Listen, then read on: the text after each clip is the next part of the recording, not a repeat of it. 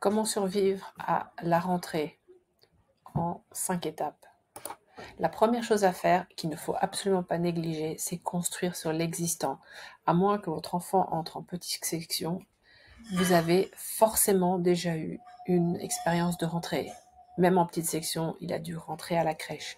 Donc, prenez 15 minutes pour vous souvenir comment s'est passée la rentrée précédente, ce qui avait bien marché, ce que vous aviez fait, ce que vous avez organisé, ce qui était arrivé par hasard, ce qui avait bien marché, ce qui n'avait pas marché, un peu, beaucoup, et en fonction de ces succès et ces échecs, notez les idées qui vous viennent de choses à faire, de personnes à mobiliser, d'organisations à adopter, d'objets à utiliser, parce que vous avez déjà, sans le savoir, beaucoup d'informations et d'idées que vous pouvez utiliser.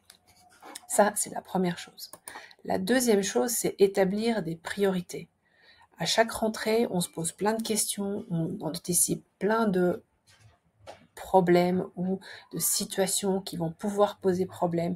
On a envie que tout se passe super bien et c'est normal, mais vous n'allez pas pouvoir tout verrouiller avant la rentrée ni les premiers 10 jours de la rentrée. Parce que ce n'est pas possible, il y aura toujours quelque chose que vous n'aurez pas prévu, et 2, parce que les personnes avec qui vous allez interagir vont être saturées de tous les parents de la classe qui s'inquiètent de choses et d'autres, chacun à leur niveau, et donc si vous voulez que ça se passe bien, il va falloir choisir qu'est-ce qui est important pour votre enfant, pour cette rentrée tout de suite, maintenant. Donc ça peut être être sûr qu'il a son ordinateur, être sûr qu'il a son casque anti-bruit, être sûr qu'on a bien compris ce qu'il faut faire quand il se sent mal. Choisissez peut-être 2 ou 3 choses qui sont absolument essentielles et c'est là-dessus que vous devez vous concentrer pendant les échanges que vous allez avoir avec l'équipe éducative. Au sujet de l'équipe éducative, on arrive, on a plein de choses à dire, plein de choses à expliquer, on a plein d'inquiétudes, on a plein de choses à montrer. La première chose, avant toute explication, toute demande et toute autre communication, c'est de viser la collaboration et le dialogue. C'est-à-dire que vous allez, dans un premier temps, viser à ce que la relation se passe bien avec l'enseignante ou avec le professeur principal ou avec la CPE ou avec toute autre personne avec qui vous allez interagir. La première chose, c'est que la relation se crée. Si vous ne vous connaissez pas, faites comme vous faites d'habitude avec quelqu'un que vous ne connaissez pas. Si vous vous connaissez, essayez de capitaliser sur des choses positives qui se sont passées l'année précédente. Si vous n'avez pas une bonne relation ou l'amorce d'une bonne relation au début de l'année, vous allez ramer le reste de l'année. Parce qu'à un moment, il y aura peut-être des difficultés, à un moment, vous allez peut-être devoir monter le ton, ou à un moment, vous allez vous retrouver dans une situation que vous ne savez pas comment résoudre. Et si la collaboration n'a pas été favorisée ou alimentée, ça va être beaucoup plus dur que si vous avez échangé des banalités, des choses simples, des remerciements, etc. Ça veut aussi dire que dans la façon dont vous allez envisager les rendez-vous, les rencontres que vous allez avoir, que ce soit 3 minutes à l'entrée, une réunion formelle ou un point régulier ou même vos échanges par mail, la première chose qu'il faut viser, c'est vous dire que la personne en face de vous a les meilleures intentions du monde et, comme vous, veut que tout se passe au mieux possible.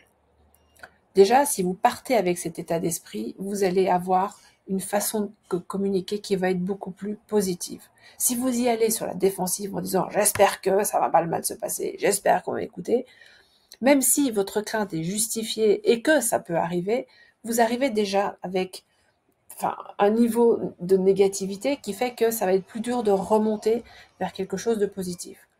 Donc, visez la collaboration, visez l'écoute. Vous avez sûrement beaucoup de choses à dire, mais c'est aussi important de comprendre la personne que vous avez en face. Si c'est un nouvel enseignant, c'est comprendre comment il voit les choses, comment il envisage les choses, sa position par rapport au rôle de l'enseignant, sa position par rapport au rôle et au comportement souhaité de l'enfant, sa compréhension de l'autisme, sa position par rapport à sa méconnaissance de l'autisme, tout ça, ça va vous permettre ensuite d'adapter ce que vous allez lui dire, d'adapter le format, le discours, le style, parce que quelque part, vous avez une expertise qui est votre enfant et un trouble qui est l'autisme, parce que forcément, même si vous n'êtes pas expert, vous connaissez forcément mieux que 99,9% des enseignants, et donc vous avez besoin de connaître votre public pour adapter votre discours. Donc ça, c'est vraiment, s'il y a une chose à retenir, c'est ça. Visez vraiment à instaurer une relation qui va faire que vous allez pouvoir discuter. Et ça va être renforcé par le fait qu'il faut être concret dans ce que vous allez dire. Pas de jargon, pas de théorie, ne sortez pas la définition du DSM, de l'autisme, ni la triade, ni le machin. Vous pouvez éventuellement expliquer en quelques mots ce que ça veut dire, mais surtout basculer le plus rapidement possible vers du concret. Mon enfant est un enfant qui est très visuel. Il a énormément de mal à se concentrer sur des consignes orales, mais par contre, si vous lui donnez des consignes par écrit ou avec des images, il aura une très bonne concentration. C'est quelqu'un de très précis, mais il a besoin de comprendre exactement ce qu'on attend de lui. Ça, évidemment, dans les aménagements, vous allez pouvoir aller plus en détail, mais déjà expliquer, c'est un enfant qui est réservé, qui n'aime pas qu'on lui pose des questions, qui préfère qu'on lui propose des choses plutôt qu'on lui demande son avis, qui, s'il ne comprend pas, ne dira pas ce qui va se passer. Tout ça, c'est beaucoup plus aidant pour un enseignant que de dire « mon fils est autiste ». Pour lui, d'abord, on n'en sait rien ce que autiste veut dire dans sa tête, et en plus, un autiste n'en est pas un autre. Donc, vous pouvez aussi poser la question dans l'autre sens en disant, avant que je vous explique un petit peu le profil de mon enfant, qu'est-ce que vous connaissez sur l'autisme? Pour vous, ça veut dire quoi? Et vous allez, de la même façon, évaluer le niveau de connaissance de la personne en face. Ça vous semble peut-être un peu compliqué, mais encore une fois, c'est quelque chose qu'on fait naturellement à partir du moment où on a l'intention de se dire, ok, je dois d'abord comprendre ce que la personne sait pour pouvoir m'adapter. Et ensuite, votre cerveau va vous fournir les explications. Mais si vous y allez en disant, je vais lui donner mon explication à ma façon, ça peut très bien marcher, mais ça peut aussi totalement perdre la personne. Si la personne est perdue, elle ne va pas se sentir comprise, ça va endommager la relation et ça va faire que ce sera plus compliqué derrière. Et l'avant-dernière chose, c'est identifier les aménagements, idéalement les faire lister avec les professionnels qui suivent votre enfant, ou par rapport à ce qui a été fait l'année dernière, ou par rapport à ce que vous avez observé vous-même au quotidien, et arriver peut-être avec une liste que vous n'allez pas présenter comme c'est tout ça qu'il faut faire, mais en disant voilà, il y a une série de choses qui, on sait, aident. Vous pouvez aussi vous appuyer sur le GVASCO de l'année précédente si vous l'avez, mais les aménagements vont faire l'objet d'une vidéo à part. Et enfin, gérer ses émotions, ce qui ne va pas être simple, parce que tous les parents du monde, au moment de la rentrée, quel que soit leur enfant, se posent des questions, ont un peu d'appréhension, ont un peu d'excitation, du positif, du négatif, etc.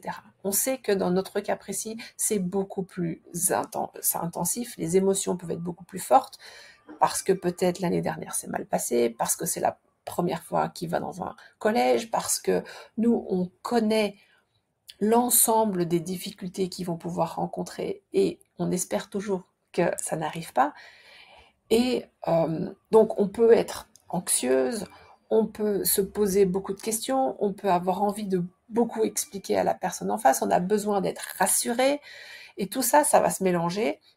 Donc la chose la plus importante à prendre en compte, c'est ne pas s'imaginer qu'on n'aura pas d'émotion, parce que là, c'est déjà mal parti. C'est accepter qu'on va peut-être mal dormir la veille, qu'on va peut-être mal dormir le premier jour, qu'on va être fatigué, et accepter que c'est normal. Parce que si on accepte et on prévoit déjà que ça va être un petit peu difficile sans en faire tout un drame, déjà, on va le vivre moins mal que si on se dit « je ne devrais pas être stressé, je ne devrais pas ». Ça sert à rien. L'émotion, elle est là, on l'accepte, on la traverse. La deuxième chose, c'est, dans la mesure du possible, essayer de ne pas transférer ces émotions à notre enfant, parce que phénomène qui s'appelle la contagion émotionnelle, qui marche dans les deux sens. Si je suis détendue, ça va transférer plus ou moins sur mon enfant. Si lui est stressé, ça va plus ou moins être contagieux. Donc, essayez dans la mesure du possible de toujours vous conserver le maximum d'émotions positives en face de votre enfant pour ne pas le contaminer. Mais bien sûr, tout en se disant, ok, je suis stressée, c'est pas grave, qu'est-ce que je peux faire maintenant pour revenir à une situation plus apaisante. Et si vous vous retrouvez dans l'établissement ou dans une réunion à sentir que les émotions montent, n'essayez pas forcément de les faire disparaître, parce que ça va pas marcher, mais vous pouvez très bien reconnaître, c'est toujours difficile pour moi la rentrée, on ne sait pas comment ça va se passer, je suis là pour avoir des points qui vont me permettre de me rassurer. Être humain n'est pas un défaut. Essayer d'apparaître robotique va faire que, vous pouvez ne pas avoir de relation, qui veut avoir une relation avec un robot, et 2, vous allez finir par craquer, et là, ça va être un débordement.